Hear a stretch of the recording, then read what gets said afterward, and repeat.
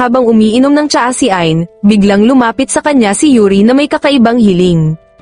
Kinikilig siya, at nahihiyang humiling ng isang halik mula kay Ain. Dahil dito, pinagpawisan si Ain, hindi pa kasi siya nakahalik ng babae kahit man lang sa panaginip. Inakala niyang biro lang ito kaya sinabi niyang tigilan na ito ni Yuri. Pero seryoso pala talaga itong si Yuri. Inakala ni Ain na sapat na ang paghalik sa kamay ni Yuri, kaya agad siyang naghanda, pero biglang dumating sina Pina at Kuro. Napabirong sinabing dapat ay isang matinding halik ang ibigay niya, kasama na ang dila. Napiken si Ain, at agad naman silang sinaway ni Ursula, at sinabihang umalis na para mabigyan ng pribadong sandali sina Ain at Yuri.